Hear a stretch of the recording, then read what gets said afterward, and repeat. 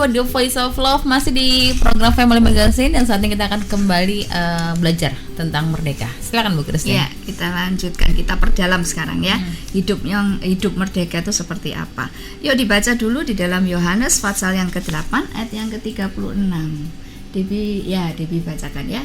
Okay. Yohanes pasal yang ke-8 ayat yang ke-36. Yohanes 8 ayat 36, demikian firman Tuhan. Jadi apabila anak itu memerdekakan kamu, kamu pun benar-benar merdeka. Yes, ya, dipegang ini baik-baik. Kita yang sudah ada di dalam Kristus, catatannya begini loh, kita harus ada di dalam Kristus dulu. Jadi artinya kita harus mengambil keputusan terlebih dahulu untuk menerima Tuhan Yesus Kristus itu sebagai Tuhan dan Juru Selamat kita.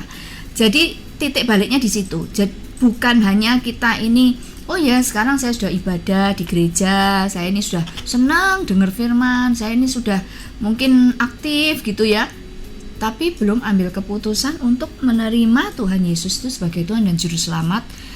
Dan harusnya ya keputusan kita itu juga direalisasikan melalui apa? Mengambil keputusan untuk dibaptis. Saya sangat-sangat mendorong ini ya, yang belum dibaptis boleh cepat ambil keputusan untuk kembali ke gereja masing-masing, dilayani untuk dibaptis. Karena apa? Ketika kita mau kemerdekaan yang dianugerahkan Kristus itu kita alami, kita hidupi, maka ya langkah awalnya, pintu masuknya adalah pertobatan. Ya, pertobatan itu dengan menerima Tuhan Yesus, mengakui ya. Yang pertama pastinya mengakui, menyadari bahwa saya ini orang berdosa, saya ini punya hutang dosa, saya ini nggak bisa bayar dosa saya sendiri, belum lunas saya sudah bikin dosa lagi gitu kan. Kapan lunasnya ini hutang dosa? Nah, kesadaran ini loh yang mestinya membuat kita itu menyadari kebutuhan akan penebus, kebutuhan akan juru selamat kehidupan kita, yaitu satu-satunya juru selamat hidup kita adalah Tuhan Yesus Kristus. Karena hanya Tuhan Yesus Kristus yang sudah mati bagi umat manusia. Saya katakan umat manusia ya, seluruh umat manusia. Untuk apa kematiannya? Kematiannya adalah untuk membebaskan seluruh umat manusia ini dari dosa dan maut, yaitu upah dari dosa. Jadi pintu masuknya dari situ dulu. Nah, untuk kita yang sudah melewati pertobatan itu, titik pertobatan, dan kemudian sudah menyerahkan diri kepada Tuhan di dalam nama Tuhan Yesus melalui baptisan. Nah, ini berlaku buat kita, gitu ya. Ayat yang ke-36 tadi. Apabila anak itu memerdekakan, Yesus itu sudah memerdekakan kamu pun benar-benar merdeka. Jadi mesti ditangkap gitu ya, dengan iman kita, dengan kesadaran saya sudah benar-benar merdeka ya. Nah, Roma pasal yang ke-8 ayat yang kedua dikatakan, Roma 8 ayat kedua, demikian firman Tuhan, Roh yang memberi hidup telah memerdekakan kamu dalam Kristus dari hukum dosa dan hukum maut. Nah, ayat yang pertama, demikianlah sekarang tidak ada penghukuman bagi mereka yang ada di dalam Kristus Yesus. Ya, penghukuman apa itu? Penghukuman dosa ya. Akibat dosa adalah maut. Nah, Roh Kudus yang dianugerahkan kepada kita yang memberi hidup telah memerdekakan kamu dalam Kristus dari hukum dosa dan hukum maut. Itu sebabnya temanya hari ini kan orang yang hidup dipimpin Roh Kudus itu hidup merdeka. Hidup merdeka, benar-benar merdeka. Nah, merdekanya itu yang pertama, yang utama adalah merdeka dari hukum dosa dan hukum maut, yaitu upah dari dosa itu ya. Hukum dosa dan hukum maut itu berarti begini, status keberdosaan kita sudah selesai di kayu salib. Jadi merdekalah dari segala bentuk intimidasi, dosa, yang kita hidupi, yang kita lakukan sebelum kita bertobat. Ini yang mesti terus kita pegang ya.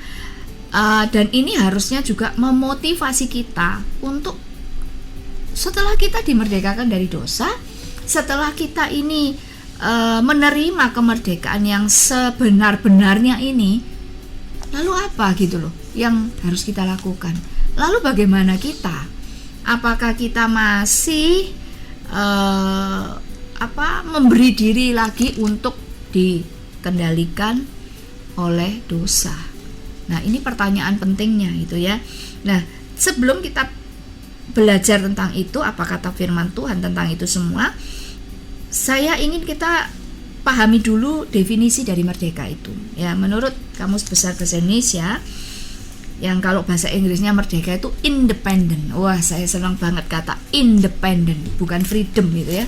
Independent. Independent itu artinya benar-benar tidak, atau independen itu benar-benar kita ini sendiri, mandiri, berdiri sendiri ya, tidak ada lagi ikatan, tidak ada lagi tuntutan, tidak ada lagi tuntutan tekanan ya, tidak ada lagi kendali berlaku atas kita. Nah, independen.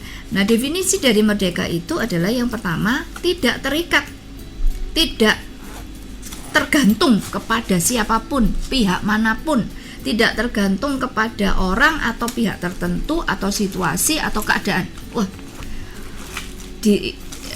direnungkan ya sama-sama ya. Yang arti kata merdeka itu kita nggak terikat lagi, nggak tergantung lagi kepada siapapun atau situasi apapun. Ya.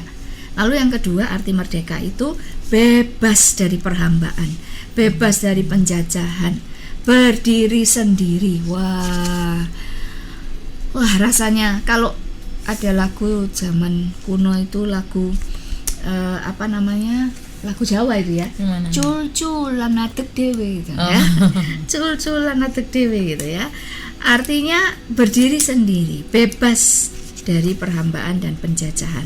Yang ketiga arti merdeka itu tidak dipengaruhi oleh siapapun dan apapun. Jadi merdeka itu kalau namanya tadi firman Tuhan bilang, kamu benar-benar merdeka. Di dalam Kristus kamu benar-benar merdeka. Berarti kita itu dalam kondisi tidak terikat, tidak terpengaruhi, tidak tergantung, tidak juga dikuasai atau dikendalikan, dijajah oleh dosa, bahkan oleh siapapun dan oleh apapun. Itu arti dari merdeka ya. Nah, ini bicara tentang apa sebetulnya? Ini berbicara tentang anugerah kesempatan untuk, yang pertama, kalau saya merenungkan arti merdeka itu adalah kesempatan untuk bertanggung jawab atas diri sendiri. Kan sudah merdeka nih, bisa berdiri sendiri, tidak tergantung siapapun. Ya akhirnya kita harus bertanggung jawab atas diri sendiri. Nah, bagaimana merdeka yang bertanggung jawab ini nggak bisa dipisahkan dari yang namanya kedewasaan. Kedewasaan seseorang yang menerima kesempatan atau menerima anugerah kemerdekaan itu. Jadi sebetulnya hidup merdeka itu tidak bisa dilepaskan dari namanya rasa tanggung jawab, dan juga harus dihidupi dengan kedewasaan. Ya. Apa kata firman Tuhan sih sebetulnya ya tentang merdeka ini? Yang pertama di dalam Roma pasal yang ke-6 ayat yang ke-18. Roma 6 ayat ke-18. Demikian firman Tuhan. Kamu telah dimerdekakan dari dosa dan menjadi hamba kebenaran. Amin.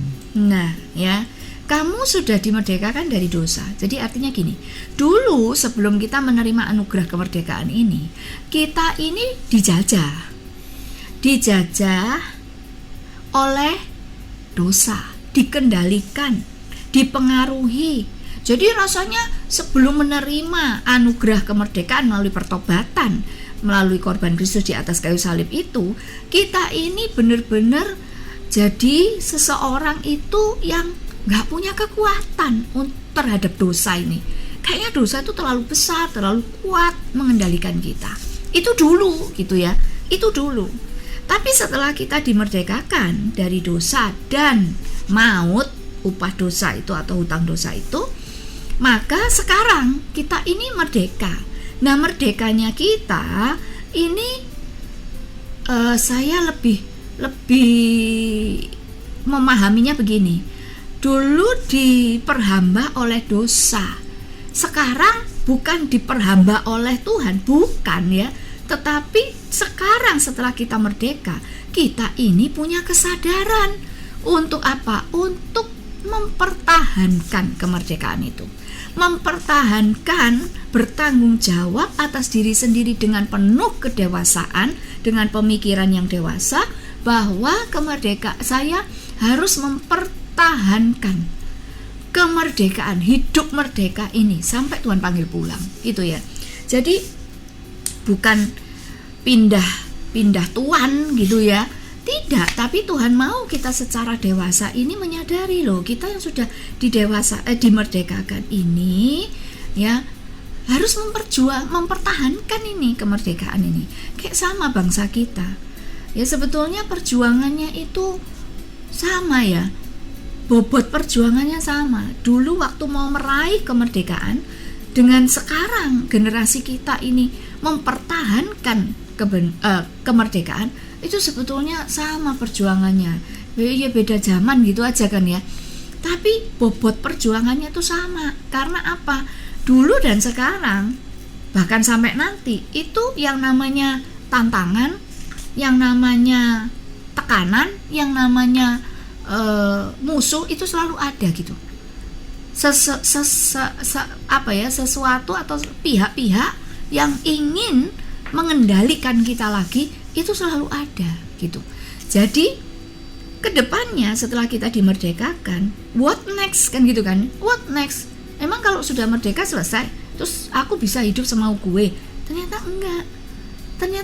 Kita harus bertanggung jawab atas anugerah kemerdekaan ini dengan cara tetap hidup di dalam kemerdekaan itu.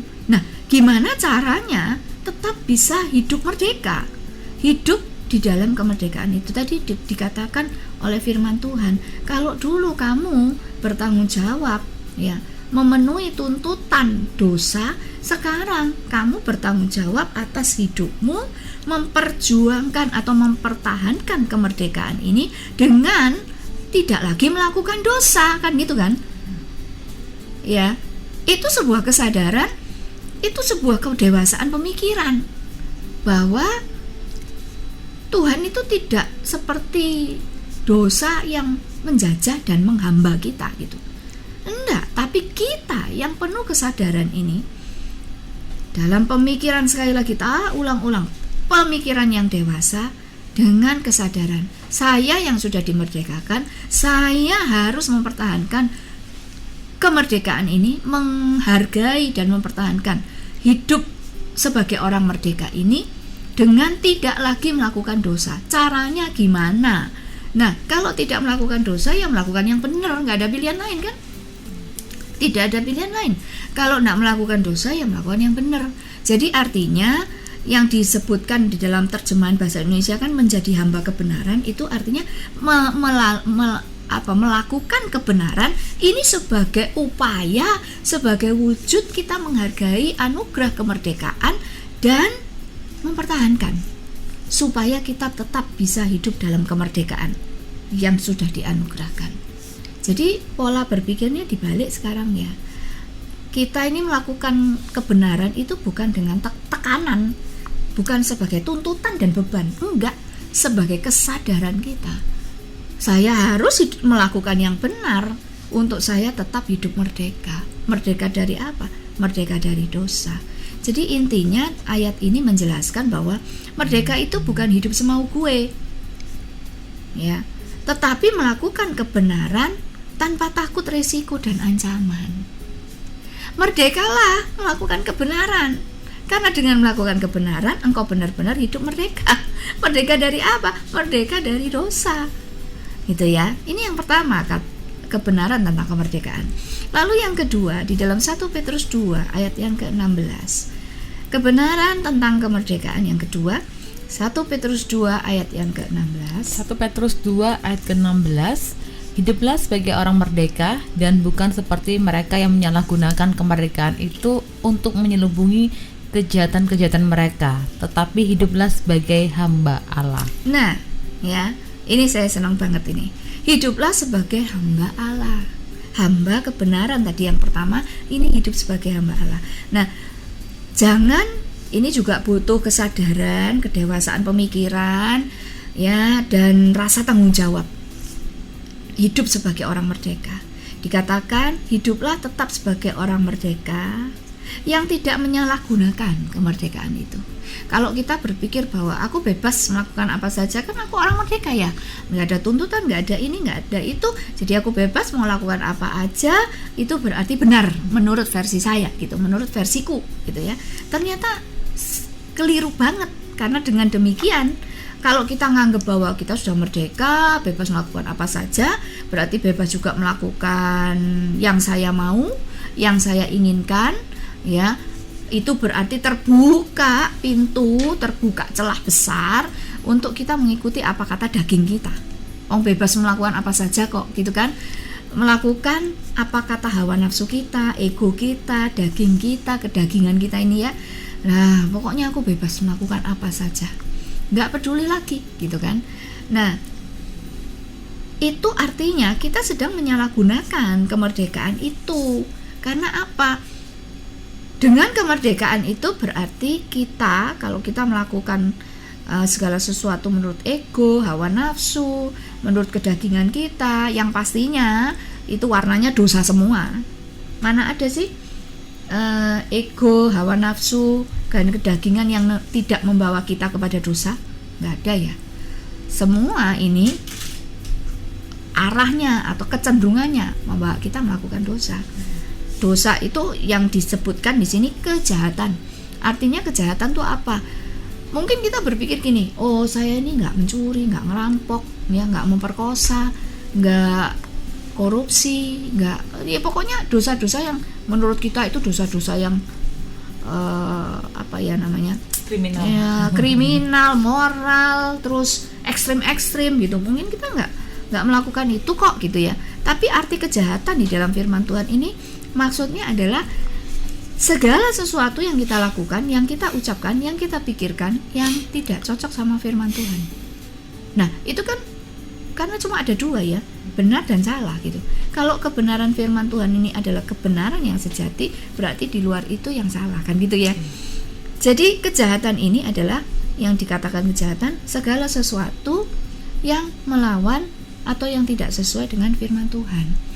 Nah, kita lakukan itu dengan dalih gitu ya, bahwa saya kan orang merdeka, saya bisa hidup semau gue, saya mau hidup kayak apa kan terserah saya gitu kan. Nah, firman Tuhan tadi mengatakan bahwa jangan menyalahgunakan kemerdekaan itu untuk menyelubungi perilaku-perilakumu, pikiranmu, ucapan-ucapanmu yang melawan atau yang tidak sesuai dengan firman Tuhan. Jadi merdeka itu bukan bebas berbuat apa yang saya mau, saya suka, ya. Tidak peduli lagi akan Tuhan dan orang di sekitar kita. Bahkan jangan sampai ya kita menutupi kejahatan kita, kehidupan dalam dosa ini yang menurut kita hidup saya kan orang merdeka, saya bebas ya mau apa aja. Yang penting nggak ada yang tahu, nggak ketahuan gitu, nggak ketangkep basah gitu ya kita pikirnya ya. Terus kita menutupinya juga dengan pelayanan. Wah, itu kejahatan double gitu ya. Kita merasa kita tetap menghidupi dosa, tapi kita pelayanan juga gaspol gitu. Yang catatan pentingnya yang saya tadi katakan, ya. Nah makanya balance itu ya. Yang saya tadi bilang bukan dosa, bukan hanya dosa yang ekstrim loh ya, yang dosa-dosa yang apa tadi dibilang ekstrim yang mungkin memang benar-benar dihujat sama manusia gitu ya. Tapi segala sesuatu yang tidak sesuai dengan firman Tuhan. Nah, ini yang kebenaran yang kedua.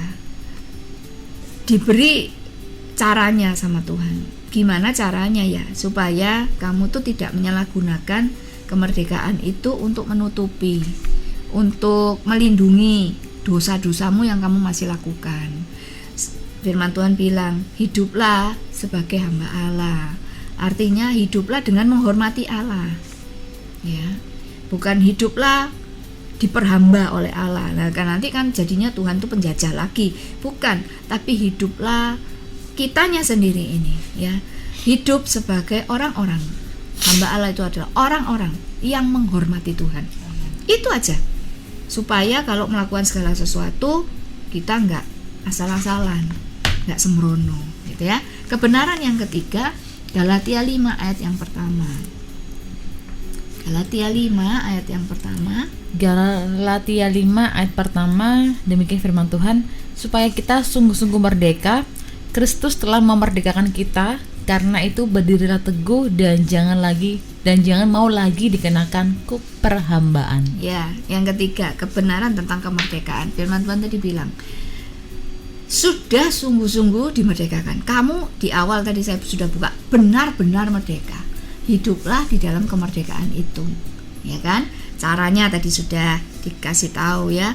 Sudah yang pertama tadi, gimana mempertahankan kemerdekaan? Ya hidup menghidupi kebenaran. Yang kedua, hidup dengan menghormati Tuhan. Yang ketiga ini dikatakan, ya jangan mau lagi gitu loh. Kristus telah memerdekakan kita. Karena itu berdirilah teguh. Penting untuk teguh ini. Namanya teguh itu, mungkin ada kekasih Tuhan yang mendengarkan juga namanya teguh, dan saya berdoa juga imannya teguh gitu ya. Berdirilah teguh, arti berdirilah teguh ini apa? Jangan mau lagi dikenakan kuk perhambaan. Nah, yang dimaksudkan di sini ini pilihan loh, ya. Kenapa kok diperhadapkan kepada kita pilihan? Loh, kan kita sudah dimerdekakan, kita orang merdeka, kita punya kebebasan untuk memilih, gitu kan? Tapi firman Tuhan memberikan arahan. Firman Tuhan itu memberikan guidance, ya. Untuk kita yang sudah merdeka, yang benar-benar merdeka ini, jangan mau lagi, kata firman Tuhan. Sekalipun kamu bisa memilih untuk kamu diperhamba lagi oleh dosa. Itu pilihanmu kok, gitu loh maksudnya, ya kan? Itu pilihanmu. Itu hidupmu tergantung pilihanmu. Tapi firman Tuhan memberikan arahan, memberikan petunjuk, memberikan motivasi. Untuk apa? Untuk kita berdiri teguh. Jangan mau lagi dikenakan kuk perhambaan. Jadi harus dari diri kita. Kan memerdekakan kita itu sudah dilakukan oleh Tuhan Yesus. Jadi bagiannya Tuhan Yesus sudah dikerjakan sempurna. Bahkan kita ini sudah dianugerahi rohnya, Roh Kudus di dalam kita. Nah sekarang bagian kita apa? Loh, ya ambil keputusan, pilih itu, untuk tidak mau lagi dikenakan kuk perhambaan. Artinya di sini begini, kita ini kan merdeka sudah ya, bebas melakukan apa saja katanya kalau merdeka. Tidak terikat, tidak tergantung, tidak, ya pokoknya tidak dipengaruhi oleh apapun dan siapapun. Oke, berarti kita juga punya kebebasan dong untuk menolak melakukan dosa. Saya ulang ya, kalau kita ini sudah dianugerahi kebebasan, kemerdekaan, termasuk bebas memilih, berarti kita juga punya kuasa dong, kita juga punya kekuatan untuk apa? Kita memilih untuk tidak atau menolak, ya, untuk menolak dosa. Loh, ini mesti dipahami. Jadi kemerdekaan itu kita bebas melakukan apa saja, plus demikian sebaliknya kita juga punya kekuatan untuk berkata tidak terhadap dosa. Ya, kita punya kekuatan untuk berkata yes, ya terhadap kebenaran. Sebaliknya, kita juga punya kebebasan, kemerdekaan, kekuatan, kuasa untuk kita berkata tidak terhadap dosa dan terhadap ajakan-ajakan yang membawa kita keluar dari kebenaran firman Tuhan. Ini yang ketiga. Yang keempat, Galatia 5 ayat yang ke-13. Ayat yang ke-13 dikatakan, Galatia 5 ayat ke-13, saudara-saudara, memang kamu telah dipanggil untuk merdeka, tetapi janganlah kamu mempergunakan kemerdekaan itu sebagai kesempatan untuk kehidupan dalam dosa, melainkan layanilah seorang akan yang lain oleh kasih. Ya, pengertian kemerdekaan, kebenaran tentang kemerdekaan yang keempat, bahwa kemerdekaan kita itu ya jangan kita pakai untuk menjajah orang lain. Kita merdeka, kita bebas melakukan apa saja. Kan tadi dibilang, kita juga bebas untuk menolak dosa. Kita juga punya kekuatan sekarang sebagai orang merdeka untuk berkata tidak terhadap segala hal yang berlawanan dengan firman Tuhan. Ya. Itu sebabnya tadi dibilang dilanjutkan kalimatnya dengan melainkan layanilah seorang akan yang lain oleh kasih. Jadi kita gunakan, kita hidup sebagai orang merdeka ini juga untuk bisa menghargai orang lain, melayani orang lain. Jadi kita tuh bebas, merdeka, bukan kita pakai untuk menjajah orang lain, membebani orang lain, menekan orang lain, memanfaatkan orang lain, bahkan untuk merampas hak orang lain. Dengan cara apa? Oh, nggak usah jauh-jauh. Dengan kita memaksakan kehendak aja kita sudah merampas kebebasan orang lain loh. Ya kan? Dan itu sehari-hari loh. Kita ini tanpa sadar loh. Kalau sudah punya mau, ya ini yang tadi saya katakan, tanpa sadar. Ini loh daging hawa nafsu ini loh. Dengan cara memaksakan kehendak itu saja, kita tuh sudah melakukan dosa. Karena dengan memaksakan kehendak itu kita sedang menekan orang lain. Kita sedang memaksakan apa yang kita mau untuk orang lain lakukan. Gak peduli orang itu menderita dan harus berkorban untuk kesenangan, kepuasan, kepentingan kita. Nah ini aja sudah dosa, memaksakan kehendak. Ya. Jadi firman Tuhan itu dikatakan tadi Galatia 5 ayat 13, pakai kemerdekaanmu ini ya, bukan untuk menjajah orang lain. Itu intinya. Jangan pakai kemerdekaan ini untuk hidup dalam dosa dengan menjajah orang lain. Hidup semau gue tanpa memperhatikan kepentingan orang lain itu kan menjajah orang lain. Ya kan? Mungkin istri menjajah suami, suami menjajah istri, ya.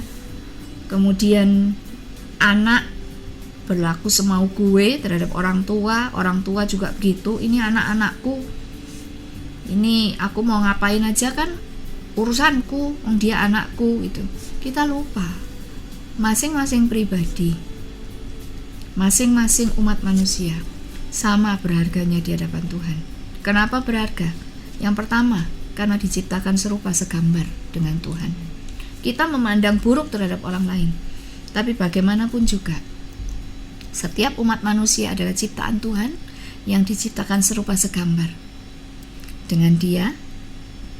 Dan yang kedua, Yesus sudah mati di atas kayu salib. Itu untuk semua orang, bukan untuk elu aja gitu ya.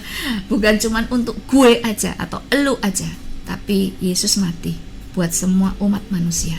Karena Roma 3:23 mengatakan setiap manusia sudah berbuat dosa, kehilangan kemuliaan Allah, dan Yesus mati untuk setiap orang yang berdosa.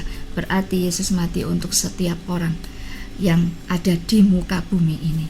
Jadi setiap orang yang engkau hadapi, siapapun dia, bagaimanapun dalam pemandangan matamu, ya, bagaimanapun dalam pemandangan pendapatmu, mereka adalah orang-orang yang berharga. Seharga apa? Darah dan nyawa Tuhan Yesus.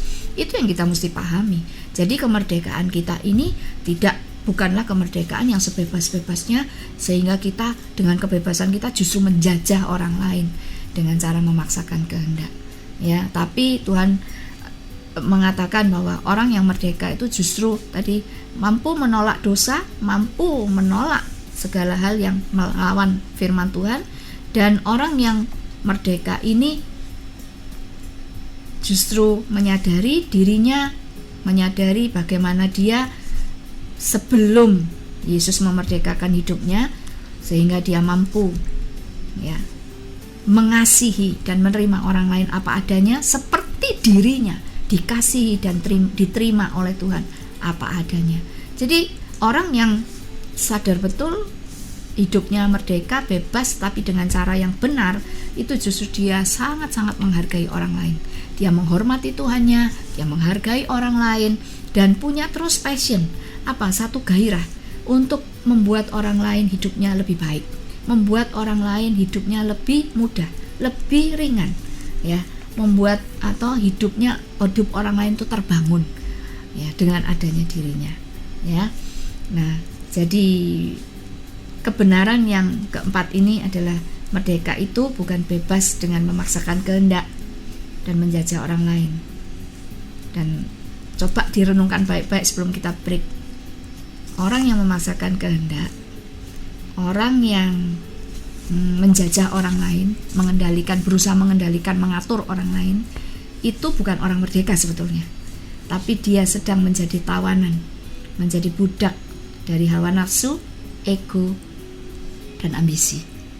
Kita break sebentar, kita lanjutkan setelah ini. Baik, kekasih Tuhan, kami akan kembali setelah informasi dan sebuah pujian yang akan hadir menemani Anda.